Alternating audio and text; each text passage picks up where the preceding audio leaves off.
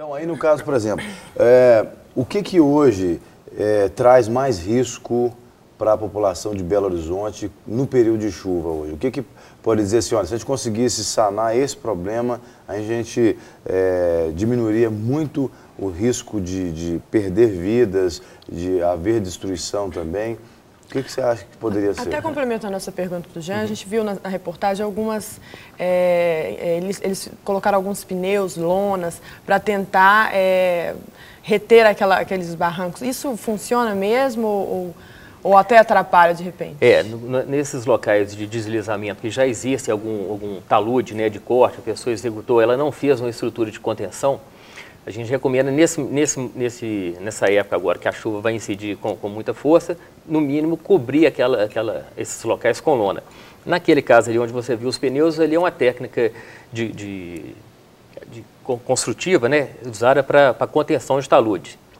Que é onde você viu aqueles olhos. O talude é um barranco, muitas vezes até põe grama nele, né? Não seria isso? Isso, você faz um tratamento dessa área que você cortou. Então, esse é um grande risco que nós temos em Belo Horizonte nessa época, porque as pessoas cortam de maneira inadequada o terreno, às vezes para ampliar a sua residência, ou na expectativa até de construir uma estrutura de contenção para aumentar ali o seu terreno, sua casa. Só que elas fazem isso sem o auxílio técnico de um engenheiro, sem um projeto, sem um estudo, uma sondagem do terreno, fazem de qualquer maneira, cortam, criam uma situação de instabilidade, às vezes até executam um muro de contenção ali de concreto, de bloco, só que ele não resiste, porque ele não foi, sabe-se lá como que ele foi dimensionado, com qual técnica, foi com qual estudo, e acaba a cair mais rápido, até ajuda às vezes a cair mais rápido, né? Vem a enxurrada, não fazem uma rede de drenagem, um sistema de drenagem adequado para não deixar a água incidir com força sobre essa estrutura e ela acaba vindo abaixo. Nós tivemos um exemplo desse em Raposa, onde uma pessoa, no Brumadinho, né, que um cidadão foi atingido, morreu. Ele tinha feito um corte na casa dele, estava construindo um muro de contenção dele, veio a enxurrada, o terreno passou, forçou a estrutura do muro, ela caiu em cima dele. Nessa época de chuva, a gente está falando de quantos milímetros a mais de água, em média, que a cidade recebe? Qual que é a quantidade milimétrica normal, anualmente falando, e com essas mudanças climáticas, qual é o aumento que a gente pode esperar, por exemplo, para esse ano agora, por exemplo? Por exemplo, a média histórica que a Belo Horizonte tem registrado para novembro e dezembro são cerca de 300 milímetros de chuva. Isso dá 3 metros de altura, no caso, seria? Você pega 1 metro quadrado, né, e você vê o volume, o que é um milímetro, né, são 300 milímetros, são 30 centímetros ali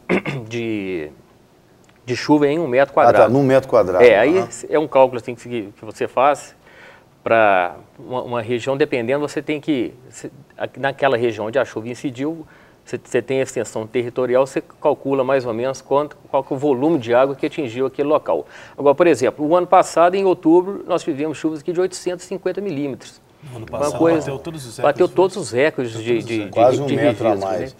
Quase 1 metro, no caso, mas assim, isso ao longo de uma extensão. Uma extensão. Nós tivemos aqui, por exemplo, 15 dias de chuvas ininterruptas em Belo Horizonte, em que a cidade sofreu bastante. Porque quando começa, nessa época agora que as chuvas estão começando, o terreno começa a ficar saturado. Então, aquele exemplo que eu estava dando, como é que a gente entra em alerta? Você tem até 50 milímetros de chuva em 2 dias registrados, você entra em um alerta amarelo. É um alerta alto.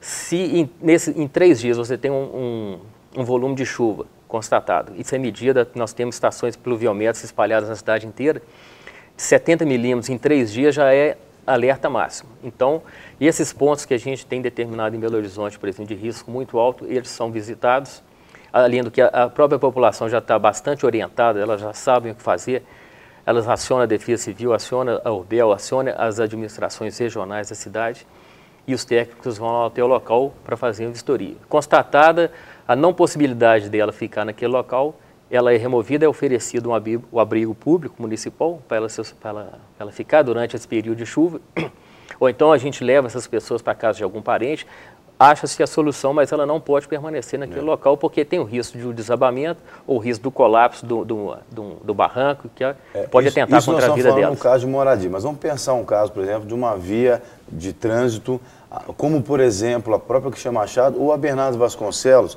que aqui em Belo Horizonte, a Bernardo Vasconcelos, ela existe ao longo de um rio, do rio, ali é o Rio Arruda, né? Bernardo Vasconcelos ou é um afluente do Rio Arruda? É um afluente do rio. Então, existe um rio que passa por ela, aquilo deve ter, o quê, uns 7 metros de largura, mais ou menos? Aquela, como é que chama aqui, aquela galeria? O canal dele ali, né? O canal, uns 7 metros mais ou menos, por aí 10 metros de largura.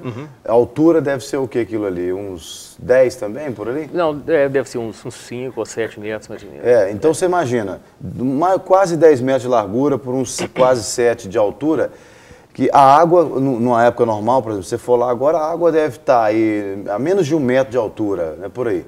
Quando chegar a época de chuva, isso sobe, esses 7 metros de altura de água sobe, passa a grade, entope a rua, e aí os carros começam a flutuar em cima do asfalto e começa a bater carro.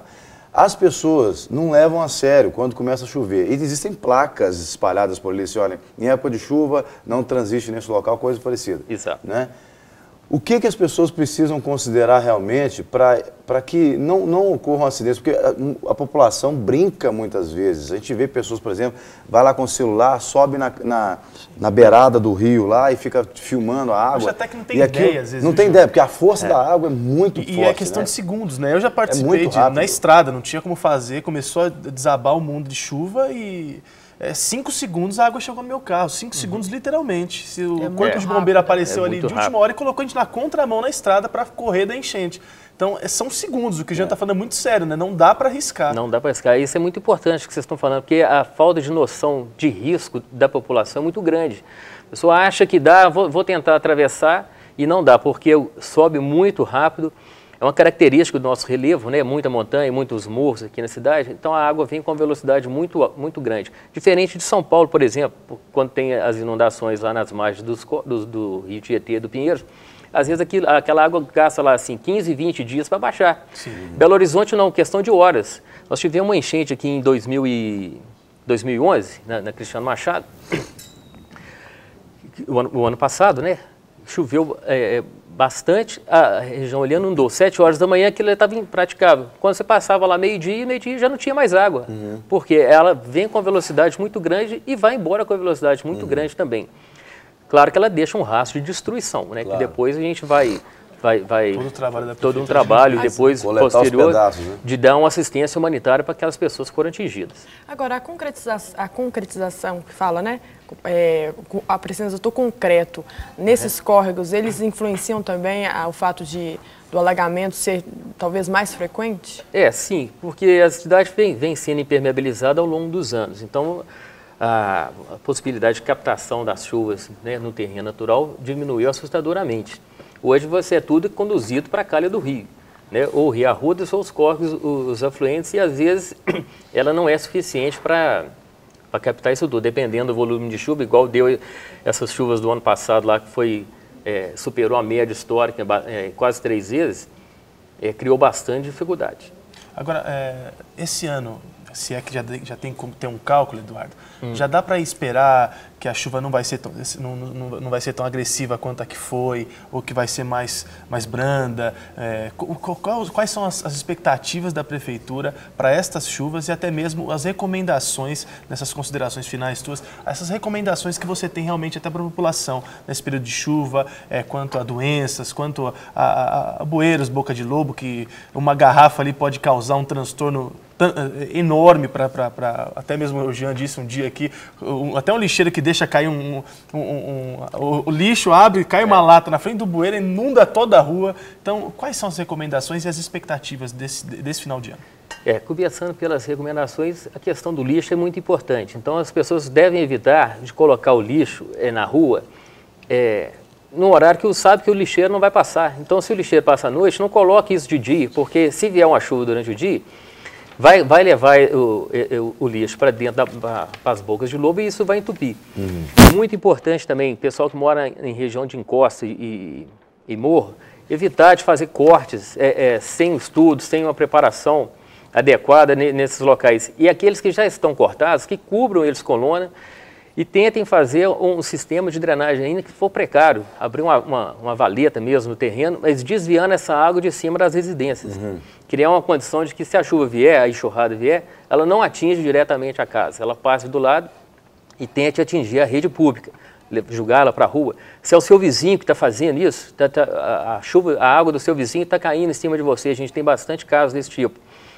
Procure entendimento com o seu vizinho, faça uma limpeza, uma manutenção no seu sistema de drenagem, conserte o seu telhado, porque o grande segredo de se evitar um deslizamento da sua casa, seu muro de contenção, é você não deixar que a água incida diretamente sobre ele. Então você tem que criar um caminho mais fácil para a água passar. Essa é vamos dizer, uma dica, né? Recomendações, né? Quem mora na região de córregos, ficar sempre alerta, né? No nível do rio, né? Se estiver subindo, já tem, né? Essas regiões, elas já estão mapeadas pela cidade. Belo Horizonte tem uma carta de inundação, então nós temos todos os pontos de alagamento da cidade mapeados. São feitos trabalhos, nós temos núcleos de alerta de chuva, que são as pessoas da própria região que são treinadas, são capacitadas a identificar os sinais ali de um possível problema, já sabem para onde que elas devem ir numa emergência, num acontecimento, né? Nós temos planos de contingências já definidos com essa população, já dado algumas orientações. Então, acredito que nós não teremos surpresas esse ano em Belo Horizonte, não. Tomara, né? E vale lembrar que a chuva é bênção, nós precisamos da chuva. E agora, nós é que somos o culpado de acontecer todo esse estrago que acontece normalmente, porque é o que o Eduardo está falando. Nós construímos muitas vezes sem uma infraestrutura adequada, em lugares às vezes proibidos, e nós sujamos a cidade indevidamente, nós trafegamos em lugares onde não deveríamos trafegar no momento que não deveríamos estar. Quer dizer, se acontece alguma situação, a responsabilidade é sempre do homem, do ser humano, não é? Porque a chuva é bênção, a chuva sempre caiu sobre a terra, continua caindo. E nós precisamos dela, nós passamos agora um grande período de seca, né? Foram meses de seca, e quanto nós não clamamos por chuva aqui em Belo Horizonte, né? Mas ó, a população é muito ingrata às vezes, né? Deus manda a chuva para poder diminuir a seca, a população reclama, está mandando chuva demais, né? Para com isso. Então Deus fica sem saber o que fazer com a gente, né? Manda ou não manda chuva? Então vamos é calor, pede frio, é frio, pede calor. Vamos então receber a orientação, né, da Defesa Civil, como o Eduardo está falando aqui, e evitar aquilo que você puder evitar para não causar estrago e destruição. Isso, nós trabalhamos, na verdade é um sistema municipal de defesa civil, né? Nós somos a Coordenadoria Municipal de Defesa Civil, a CONDEC, nosso telefone é 199, né? População, qualquer dificuldade, qualquer suspeita de risco, qualquer dúvida, né? Qualquer dúvida, 199. Tem até um site também, Eduardo. Nós temos o site, nós estamos hoje no Facebook. Já está lá, defesacivil.mg.gov.br, é isso? Isso.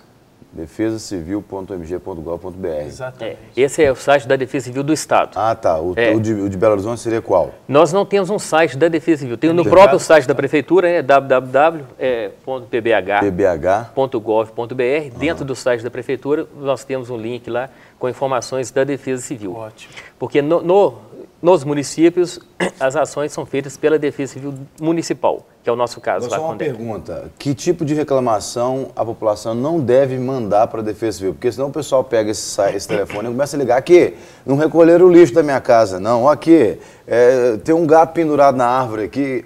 O que o povo não deve ligar? O tipo de situações que o povo liga e que não ajuda, só atrapalha? Essas que você citou, por exemplo, a pessoa às vezes está na casa dela, tem uma goteira no telhado. Mas tá entrando água aqui na minha casa. Poxa, aí você chega lá, você vê que a telha do cara está quebrada. Meu amigo, você tem que trocar sua telha. Não precisa de a gente estar lá para falar isso para ele. Vocês não são pedreiros, nem encanadores. Tem uma fissura na parede. Eu estou com medo aqui, essa fissura, você chega lá, quanto tempo tem essa fissura? Deve ter uns 2 anos que está aí. Poxa, então não, né, são coisas que a gente precisa da ajuda da população nesse sentido também. Essa época é uma época que o nosso trabalho lá, ele aumenta assustadoramente. Quer dizer, se tirar um profissional para um local indevidamente, pode prejudicar outro que estava necessitando do profissional. Exatamente.